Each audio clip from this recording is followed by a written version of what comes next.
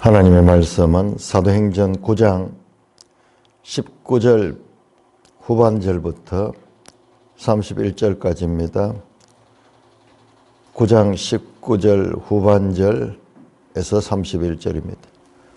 9장 19절 사울이 다메섹에 있는 제자들과 함께 며칠 있을새 즉시로 각 회당에서 예수가 하나님의 아들이심을 전파하니 듣는 사람이 다 놀라 말하되 이 사람이 예루살렘에서 이 이름을 부르는 사람을 멸하려던 자가 아니냐.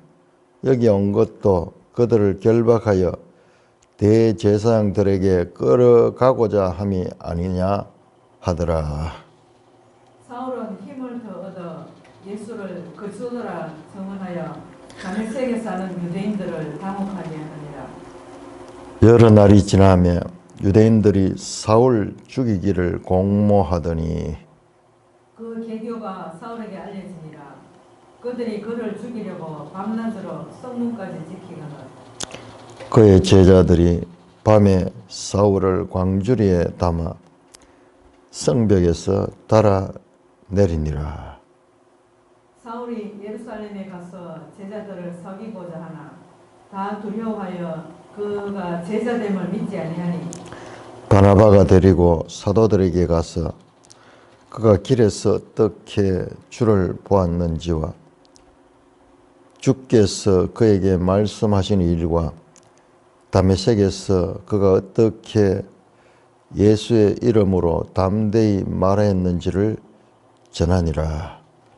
사울이 제자들과 함께 있어 예루살렘에 출입하며 또 주 예수의 이름으로 담대히 말하고 헬라파 유대인들과 함께 말하며 변론하니 그 사람들이 죽이려고 힘쓰거늘 형제들이 알고 가이사랴로 데리고 내려가서 다소로 보내니라.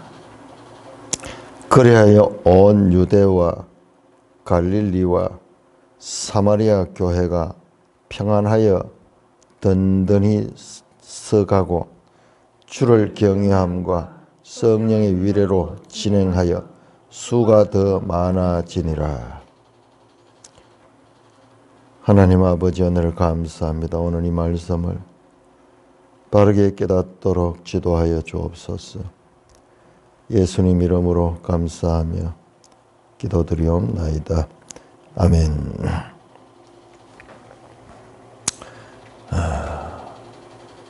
자, 이제 9장 후반부는 사울이 어떻게 회심한 후에 어떻게 행동했는가를 보여주는 내용입니다. 예수를 만난 이후에 바울의 신앙과 신학이 완전히 이제 변화되었습니다. 성경 해석의 패러다임의 변화가 일어났습니다. 그러니까 똑같은 성경을 가지고도 어떻게 해석하느냐가 참 중요한데 성경을 저자의 뜻, 그 저자의 뜻대로 읽어야 되는데 전부 자기 중심적으로 읽으니까는 성경을 가지고도 다 성경을 주장하면서도 전혀 다른, 심지어는 반대되는 주장까지도 성경에서 나옵니다. 우리나라에 이 대표적인 지성인 가운데 한 사람이라는 그 백낙천 교수라는 분이, 그분은 뭐 지금 현재는 모든 종교를 다 인문학적으로 이해하고 있는 분이에요. 그래서 민족 종교 또는 뭐 동학 뭐 이런 것을 지금 주장하고 정산교, 종교 혼합을 이제 우리 고유의 민족 종교하고 뭐 이런 걸 가지고 주장하시는 분이에요. 그 영문학자인데 그 생이 이제 90세가 넘었을 텐데 그런 주장을 하는데 이제 그분이 구약 성경을 구약 성경의 하나님은 한마디로 나쁘다는 거야. 자기 민족만 사랑하고 타민족은 쓰레기처럼 취급하고, 그런 이야기를 듣고 깜짝 놀랐어요. 아니, 보통 사람은 오해할 수 있습니다. 성경에 그런 부분들이 나오니까는. 그러나 대한민국의 대지성인의 대표라는 분이 그런 이야기를 하고 있어요. 성경을 전혀 모르면서 자기는 성경을 다 아는 것이 그렇게 생각해요. 아니, 구약의 그 하나님이 가나안 땅에 정복할 적에 일어난 그런 사건들, 그 본토인들을 쫓아내고 그 다음에 이스라엘 백성들을 정착하도록 도와주는 그 하나님,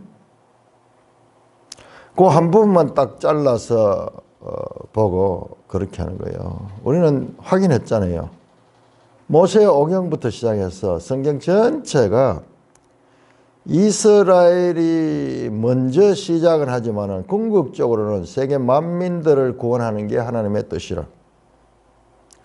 유대인과 이방인이 동등하게 하나님의 구원을 받아야 되는데, 하나님 나름대로의 구원의 경륜을 따라서 먼저는 유대인이고 그 다음에 나중에는 세계 모든 민족을 구원하시는 하나님의 뜻을, 성경이 다 그게 나오는데 그 전체를 못 보고 한 부분만 보고는 그런 식으로 하나님을 오해하는.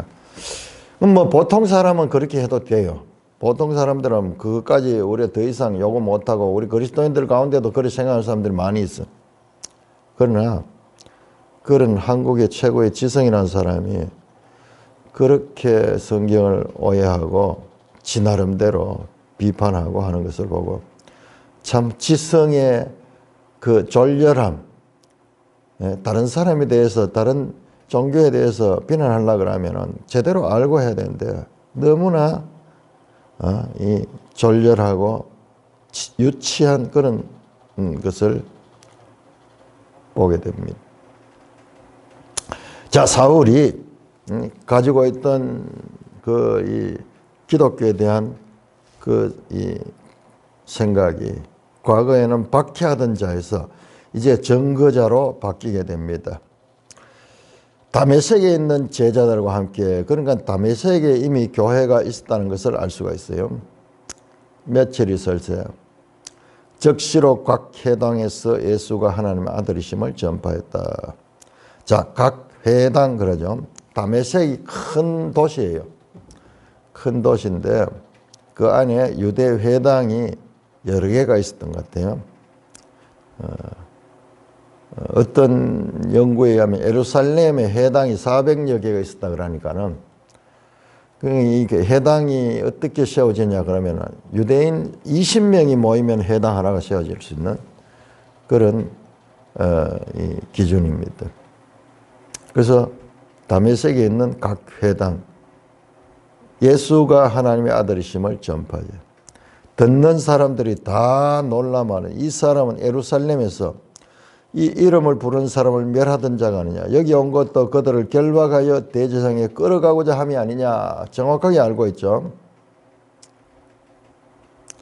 그러니까 이 사울의 변화가 급격한 변화예요. 이거는 불가항력적인,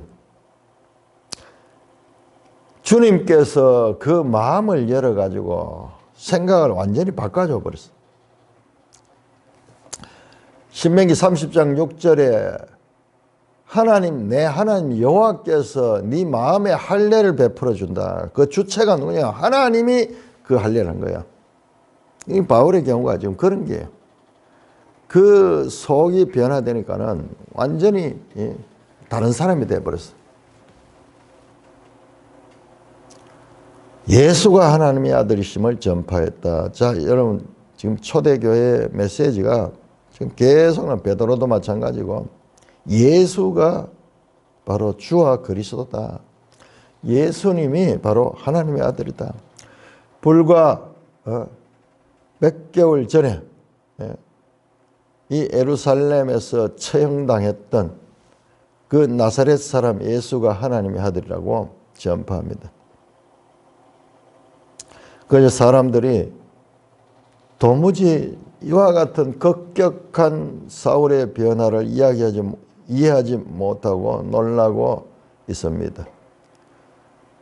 예수님은 하나님의 저주를 받아 나무에 달려 죽었다고 생각했던 예수가 하나님의 아들이라고 선포하고 예수님이 주라고 예수님을 그리스도라고 증언했다. 23절에 사울은 힘을 더 얻어 22절에 사울은 힘을 더 얻어 예수를 그리스도라고 증언했다. 예수님은 그리스도다. 예수님은 하나님의 아들이요. 예수님은 그리스도다. 단순합니다. 단순한 명확한 선포를 하고 있습니다. 그래서 다메섹에 사는 유대인들을 당혹하게 하느라 우리가 이 자리에 있어도 이런 감정을 느꼈겠죠. 과연 저게 지정선인가? 그렇게 할 정도로 급격한 변화가 있었습니다. 23절입니다. 여러 날이 지나며 유대인들이 사울을 죽이기를 공모하더니 여러 날이 지났다. 얼마나 지났을까? 열흘, 한 달. 여기에 대해서 우리 이 바울을 연구하는 분들은 우리 한번 지도 한번 볼까요? 358쪽을 한번 358쪽.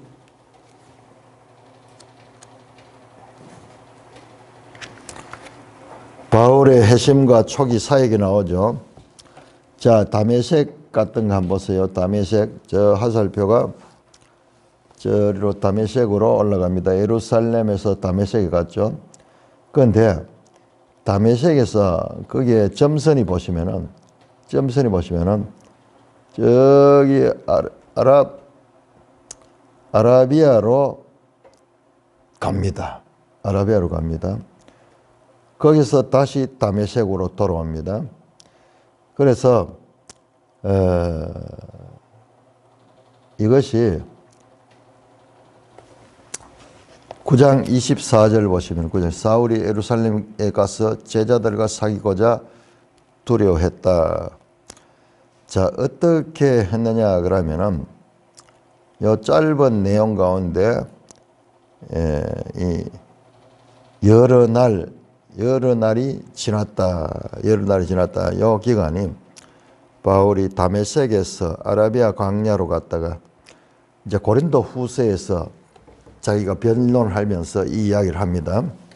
그래서 우리가 아는 거죠. 그래서 이 성에서 광주리를 담아가 성벽에서 달아내리는 내용 나오죠. 자, 이 사건이 다시 다루는 말씀이 나옵니다. 우리 한번 찾아볼까요? 고린도 후서 11장.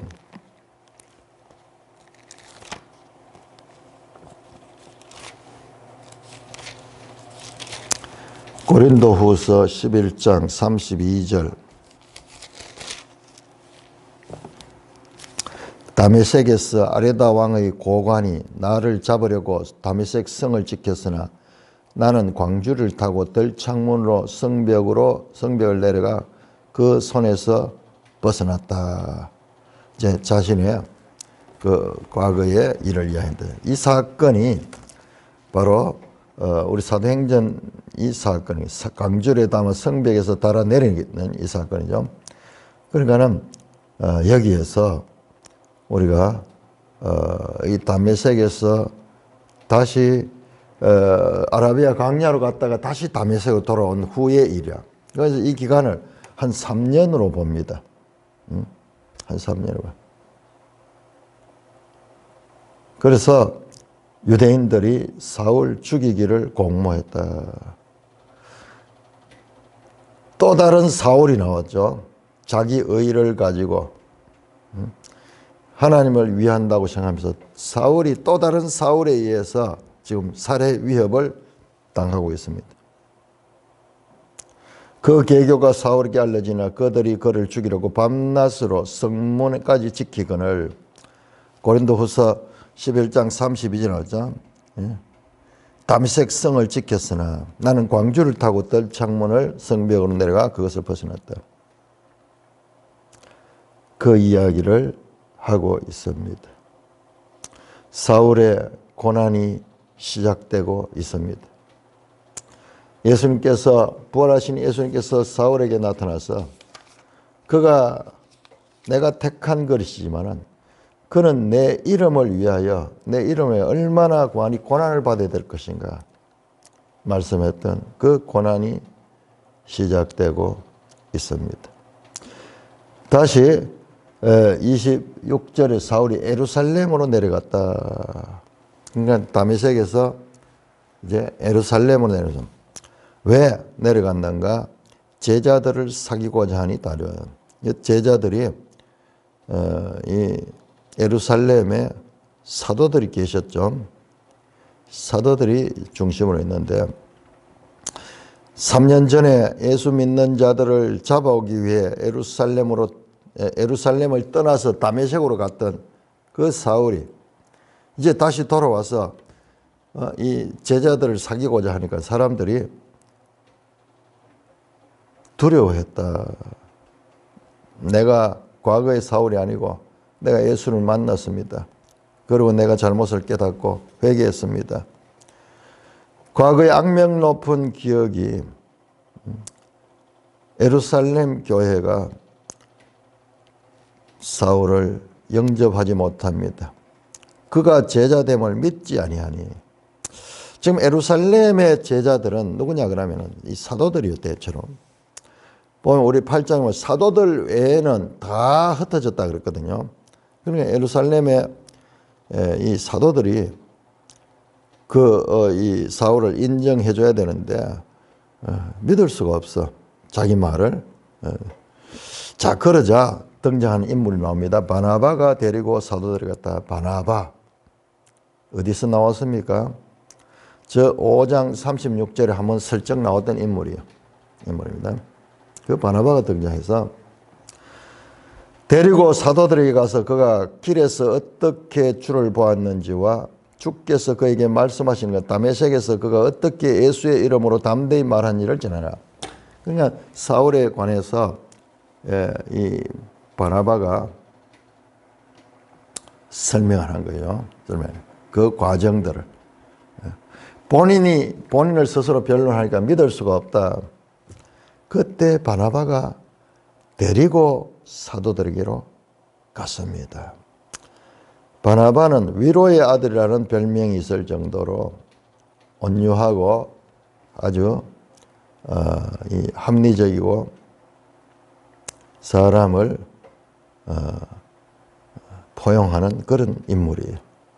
그가 어떻게 길에서 주를 보았는지, 다메섹 길에서, 그리고 주께서 그에게 말씀하신 일, 그가 어떻게 또한 다메섹에서 예수의 이름으로 담대히 말했는지를 전합니다. 중재자가 돼가지고 본인이 본인을 변명하기 힘든데 이 바나바는 인격적으로 존경받는 인물이고 그리고 교회 안에서 영향력이 있었죠.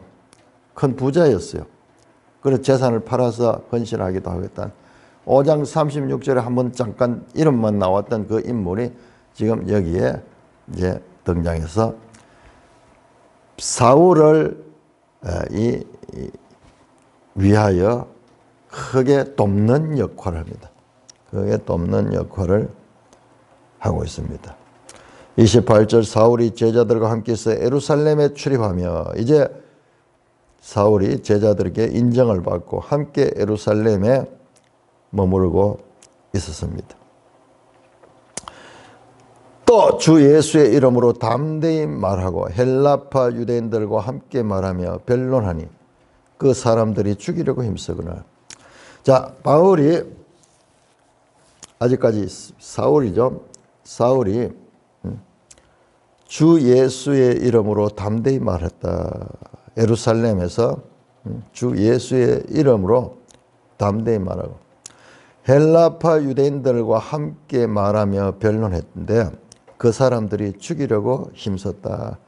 이제 우리 가는 데마다 살해 위협을 당하고 있습니다. 왜? 예수를 증거하다가. 자, 그런데 여기에 나오는 헬라파 유대인들이 왜 이렇게 적극적으로 그냥 서로 논쟁에서 거치는 것이 아니라 죽이려고 했나? 그 사람들이 죽이려고 힘썼는가?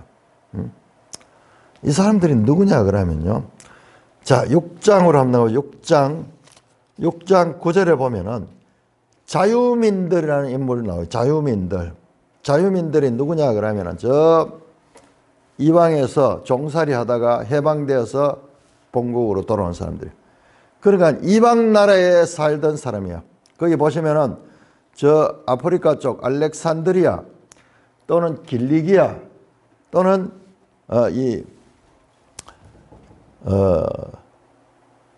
여러 지역에서 6장 9절을 한번 볼까요? 6장 9절에 그렇네요. 길리기아 그 다음에 알렉산드리아 구레네 아프리카 쪽이죠. 알렉산드리아도 이집트 위에 그 아프리카 쪽. 그 다음에 이 길리기아 이건 아시아 쪽이죠. 사울의 고향이 길리기아 다소잖아요. 길리기아. 근데 그때 사울도 그 무리 가운데 하나 있을지 몰라요. 그러니까 이 사람들이 바로 이 사람들이 헬라파 유대인들이요. 이 사람들은 왜 그러면 헬라파라 그러냐? 그 당시에 그 지중해 전역에 이 헬라어를 공용으로 쓰고 있었어요. 그러니까는 이방에서 온 사람들은 헬라파예요, 헬라파. 스데반 자신도 헬라파였죠. 이름이 보면 스테파노스. 바로 스데반을 거짓 증인을 세우고 스데반을 그 공회에다가 끌고 갔던 그 무리들이에요. 그 무리와 같은 계통의 인물, 같은 사람들인지 아마 일부는 그 중에 같은 사람도 있을 거예요. 스데반을 죽였던 그들이 이제 바울을 죽이려고 합니다. 자, 여러분 앞에서 한번 보세요. 이 사도행전의 구성을 보시면 너무 놀라워요. 바나바 나오죠. 바나바 5장 36절에 바나바, 그 다음에 7장에 스데반. 여기 슬쩍 나타났던 바나바는 사울을 돕는 자로서, 사울을 보정해 주는 자로서 역할을 하고요. 자, 이 스데반은 말씀을 전하다가 순교를 당했죠. 그런데 이 스데반의 가르침을 전하는 사울이 스데반의 가르침을 이어가는. 그래서 이 사도행전에서 이 사울이라는 인물이 아주 중요한 인물이고, 스데반의 죽음과 사울 청년이 등장했던 그런 장면들, 난데없이 정인으로 옷을 맡은 장면으로 등장했던 그 청년이 바로 스데반이 사울로 이어지는 스데반의 가르침, 특별히 제일 마지막에 나오는 성전에 대한 가르침을 사도 바울이 나중에 구체적으로 가르치게 됩니다. 그래서 지금 아주 복선으로 작용하고 있습니다. 복선으로 바나바도 사울을 돕고 스데반도 사울. 그러면서 사울이라는 인물이 장차 이 위대한 복음 전도자로서의 역할을 할 수 있도록 하나님께서 돕는 인물들을 이미 세웠습니다. 스데반이 그들의 음모로 죽임을 당했는 것처럼 같은 위협을 사울에게 임합니다. 그러자 형제들이 알고 그 내용을 알고 가이사라로 데리고 내려가서 다소로 보니라. 자, 우리 매일 성경 지도 358쪽 보시면은 거기 나오죠. 예루살렘에서 가이사레이 마리티마 하는 여기에요. 가이사라. 그 다음에 배를 타고 다소로 보냈습니다. 배를 타고 다소로. 스데반은 죽음을 당했지만은 그러나 사울이라는 그런 새로운 인물이 스데반의 뒤를 이어서 스데반이 하려고 했던 그 일을 이어가도록 하고 있습니다. 그래서 스데반의 죽음은 그냥 허무한 죽음이 아니라 위대한 복음 전도자 사울을 탄생시키는 그 사울이라는 인물을 들어 올리는 그런 마중물과 같은 역할을 했다고 볼 수가 있는 것입니다. 자, 가이사르 고향 다소로 보냈다. 다소는 길리기아의 수도, 그 바울의 고향입니다. 그리하여 온 유대와 갈릴리와 사마리아 교회가 평안히 든든하게 서갔다. 그렇게 다시 후렴처럼 교회는 든든히 서가는 것을 말씀하고 있습니다. 자, 이 사울이 다소로 가서 다시 등장할 때까지 이제 없어집니다. 사울이 다시 없어집니다. 자, 사울 기사를 보시면은 7장 그 마지막 부분에 스데반의 죽음의 정인으로 잠깐 등장하고 그 다음에 이제 9장에 나왔다가 다시 사라지며 이제 베드로 이야기가 길게 나오면서 그 다음에 이 사울은 13장에서인가 뭐 그렇게 다시 등장할 거예요. 그러니까 이게 지금 이 누가가 사도행전을 썼는데 그냥 기록한 게 아니고요. 절묘한 그런 이 문학적인 기법을 사용하면서 그 사건들을 그냥 역사적 사건을 나열하는 게 아니라 재구성하면서 아주 극적인 것과 같은 이 표현으로 이 기록을 하고 있다는 것을 알게 됩니다. 그리고 복선도 보이죠. 이 바나바, 스데반들이 전부 이 사울과 연결되도록 되어 있습니다. 31절 그리하여 온 유대와 갈릴리와 사마리아 교회가 평안이 되냐. 평안이 든든하여 서가고 주를 경외함과 성령의 위로로 지나의 수가 더 많아지라. 든든히 서가다라는 원문은 수동태예요. 수동태. 그 주어가 누구냐? 하나님이에요. 하나님께서 든든히 세웠다. 하나님의 역사와 섭리 속에서 교회가 든든히 서가고 있다는 것을 전해줍니다. 전해줍니다.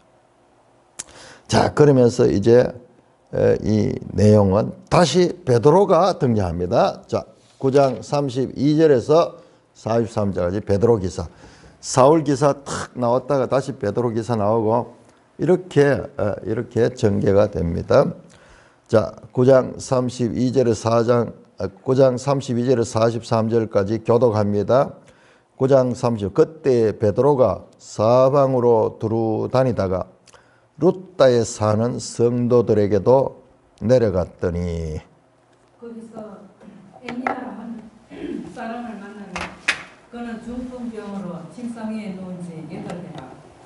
베드로가 이르되 애니아야 예수 그리스도께서 너를 낫게 하시니 일어나 네 자리를 정돈하라 한데 곧 일어나니 루따와 사론에 사는 사람들이 다 그를 보고 주께로 돌아오니라.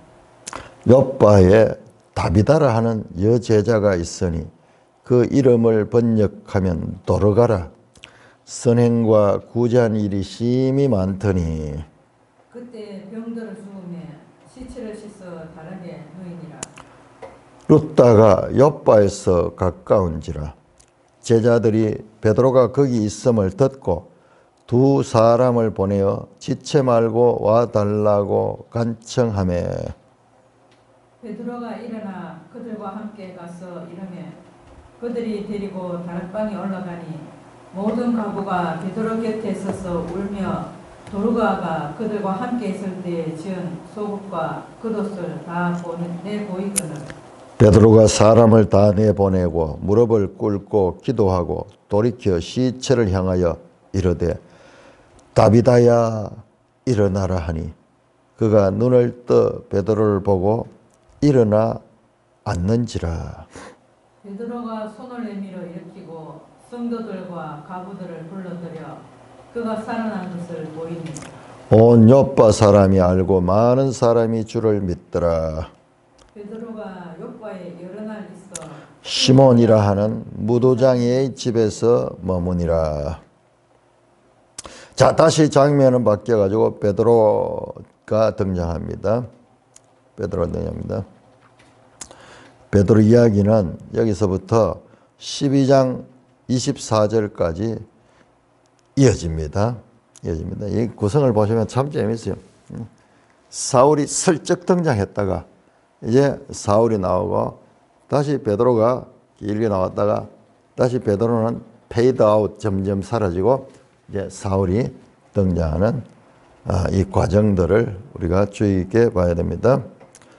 자, 그때 베드로가 사방으로 두루 다니다가 그러니까 베드로가 순회 전도를 하고 또한 사방에 세워진 교회들을 방문을 하면서 지도를 하고 다녔습니다.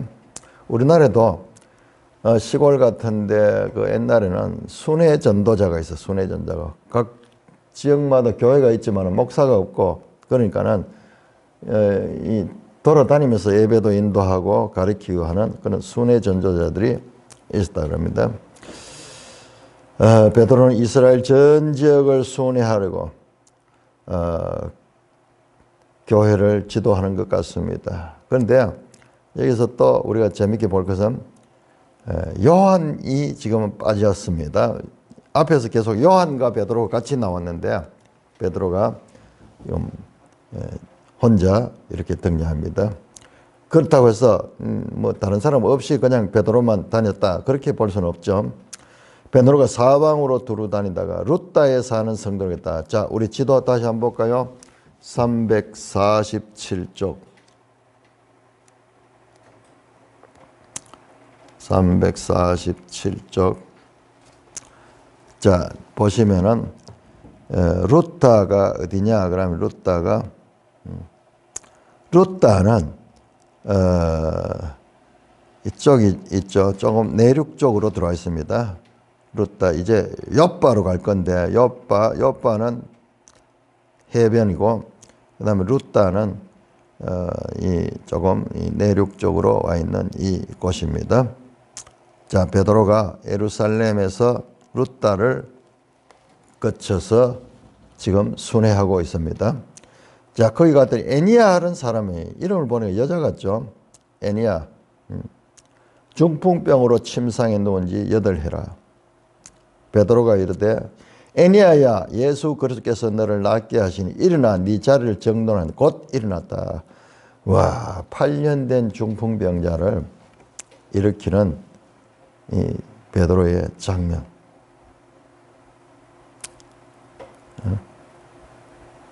마치 예수님께서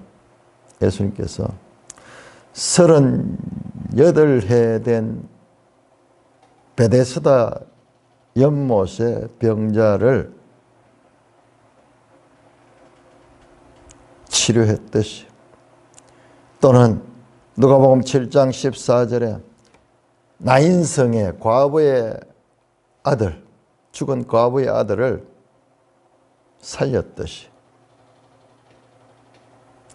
누가복음 8장 54절에 야이로의 딸을 죽은 딸을 딸리다쿰 일으켰듯이 요한복음 11장 예수님께서 죽은 나사로를 살리셨듯이 베드로가 지금 동일한 그런 능력을 행하고 있습니다.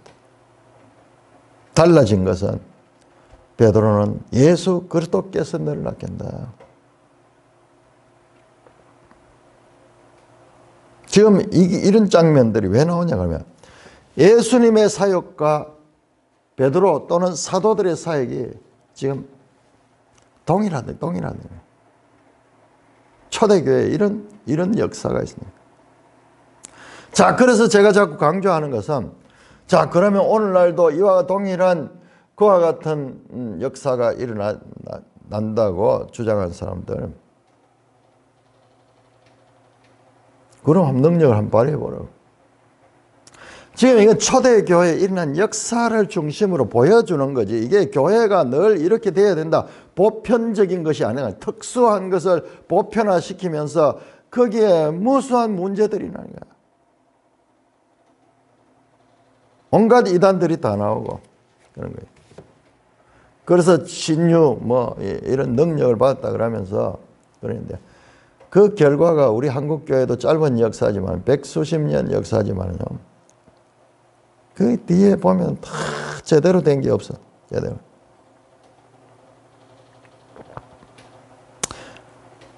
예수님과 이 제자들이, 특별히 베드로, 우리가 보잖아요. 베드로 할 수 없었던 존재. 할 수 있다고 큰 소리 쳤지만은 잠시도 지키지 못하고 잠이 들었던 베드로. 예수님이 기도할 적에 겟세마네에서 뿐만 아니라 예수님이 잡혀서 이 공회의 신문을 받을 적에 용감하게 따르는 것 같지만은 결국 닭 울기 전에 3번이나 주님을 부인했던 그 연약한 베드로, 그가 완전히 바뀌어 그 예수님과 동일한 능력을 가지고 역사를 하고 있습니다. 이게 바로 신명기 30장 6절에 주 여호와께서, 내 하나님 여호와께서 네 마음에 할례를 베풀 때 존재가 바뀐, 존재가 바뀐. 마치 우리가 자전거를 타고 가다가, 자전거는 오르막 올라가면 힘들죠. 힘을 실어야 되죠. 그게 아니라 자동차로 튼튼한 엔진이 장착된 자동차를 타고 가면 힘들지 않고 올라가듯이요. 이 사람의 그 내면을 바꿔버려, 성령이 그 가운데 역사하니 사람이 바뀌어져 버렸어요. 이게 복음이고 이게 새 언약이에요. 이게 그냥 내가 노력해가지고 조금씩 변화되는 것이 아니고, 지금 이 초대교회 때 나타나는 이런 것은요, 불과 2달, 석 달 이후로 이런 변화가 어떻게 일어날 수 있겠어요? 이게 바로 구약성에서 말하던 바로 그 하나님의 영이 그 가운데 내주하셔서 그를 중심으로부터 변화시키는 거예요. 능력도 나타나는데, 근데 이 능력이 자기 능력이 아니라 예수 그리스도께서 낫게 하신다.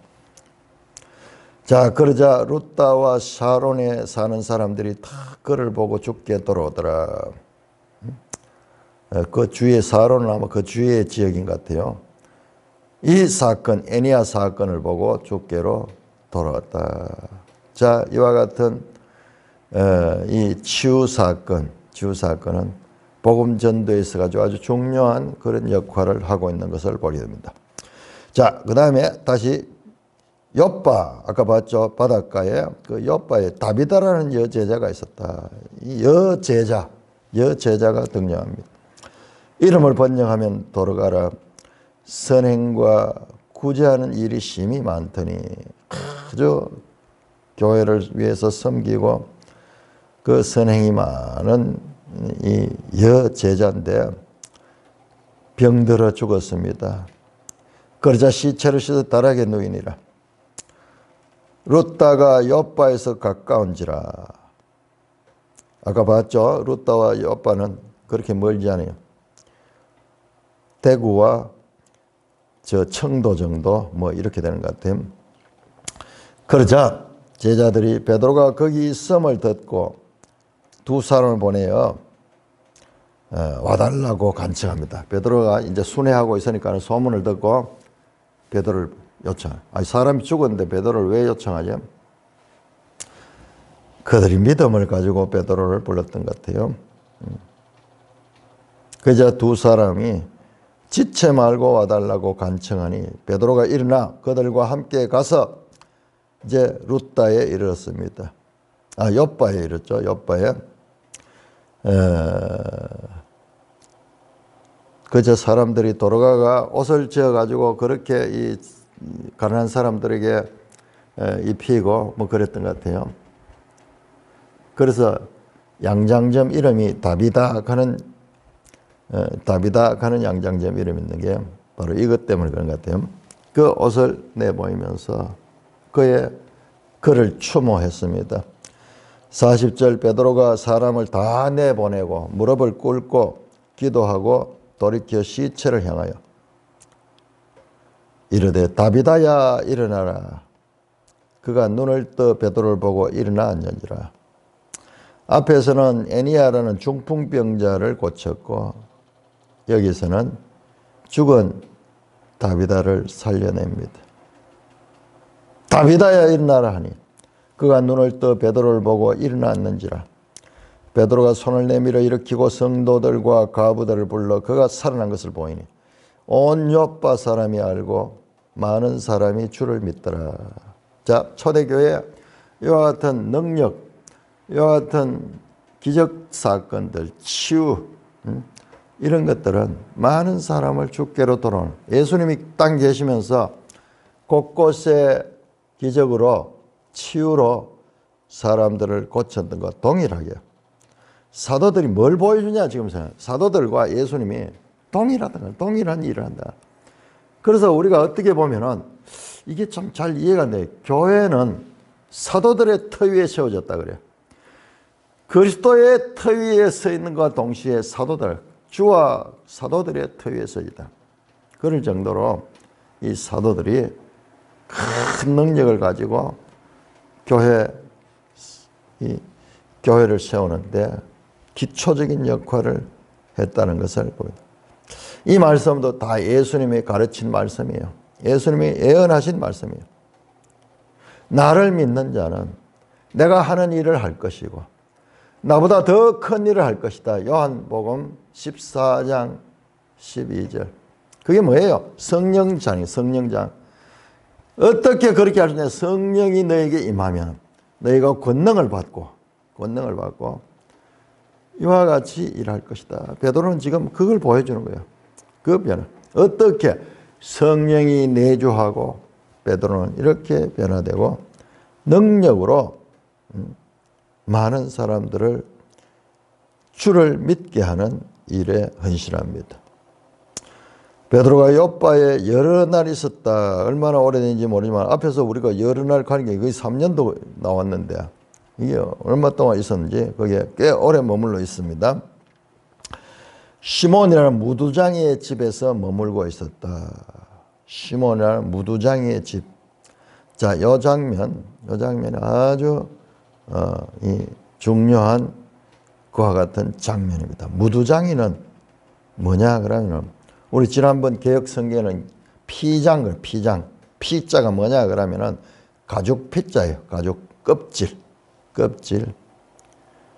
그러니까 가죽을 다루는 직업을 가진 사람입니다. 매일 성경 주석이 나오죠. 무두장이는 짐승의 날가죽에서 털이나 기름을 제거하여 가죽을 부드럽게 하는 일을 하는 사람이다. 그러니까는 이 뒤에 보면 이 사람이 바닷가에 해변에서 그런 일을 하기 좋겠죠. 그런 장소에서 아마 외딴 집일 수도 있어요. 무두장의 집에 머물었다. 자, 이 장면이 바로 누가가 보여주는 그림 언어. 이 그림 한 장이 엄청난 메시지를 담고 있습니다. 누가는 사도행전에서 이런 표현을 많이 써요. 그림 언어를 통해서 메시지를 정하는 거예요. 자, 우리가 그냥 읽으면은 어느 집에서 머물렀구나. 그런데 이 이야기가 3번 나옵니다. 10장에 가서 보면은 또 나옵니다. 무두장이의 집에 있었다. 그 집은 거기 나오죠. 10장 4절, 10장 6절에 그는 무두장이 시몬의 집에 유숙하니 그 집은 해변에 있다. 자, 이렇게 또 나옵니다. 뒤에 보면은 10장 32절 바닷가 무두장이 시몬의 집에 유숙했다. 바닷가 무두장이 시몬. 이것을 계속 반복해서 강조하는데, 특별히 무두장이라는 말을 강조해요. 무두장이 뭐냐 그러면은 바로 짐승의 가죽을 다루는데 유대인들이 혐오하는 그와 같은 직업입니다. 마치 예수님께서 유대인들이 혐오했던 세리 삭개오의 집을 방문했듯이, 지금 베드로가, 대사도 베드로가 피장 시몬의 집에 방문하고 거기서 여러 날 유숙했다. 여러 날 거기에서 지냈다. 이 장면 하나가 엄청난 메시지를 가지고 있습니다. 복음이 가는 곳에서는 이와 같은 신분, 그리고 전통, 그리고 이와 같은 사회적 편견, 이것이 무너지고 있는 거예요. 대사도 베드로가 파격적인 그와 같은 동거를 하고 있습니다. 가장 유대인들이 부정하다고 여기는 직업을 가진 사람의 집에서 그것도 여러 날 머물고 있었다. 이 자체가 생생한 그림으로 너무나 언밸런스하죠. 거룩한 주님의 사도가 부정한 피장의 집에 있다. 이 아이러니한 이 장면을 부각해서 생생한 메시지를 전하고 있습니다. 이 장면은요, 10장의 고넬료 사건과도 연결됩니다. 유대인들이 끓이는 곳에 가서 그들과 함께 동행하는 베드로의 모습은 유대인들이 끓이는 이방인에게 가서 그 이방인에게 복음을 전하고 이방인에게 세례를 베푸는 10장의 사역과도 연결되는 연결고리를 이루고 있습니다. 부정한 자와 거룩한 사도가 함께 거하며 뿐만 아니라 이방 더러운 자와 그리고 하나님의 백성 유대인들이 하나가 되는 그 유대적 그와 같은 편견, 장벽, 이런 것이 무너지는 그림은 이 한 장의 한 절의 그림이 10장에 나올 내용을 이미 암시하고 있는 것입니다. 찬송가 405장입니다.